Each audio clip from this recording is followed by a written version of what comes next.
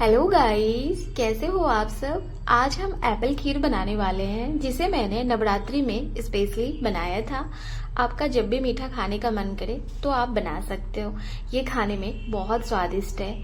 इस रेसिपी को आप एक बार जरूर ट्राई कीजिएगा। तो चलिए आज की कुकिंग शुरू करते हैं।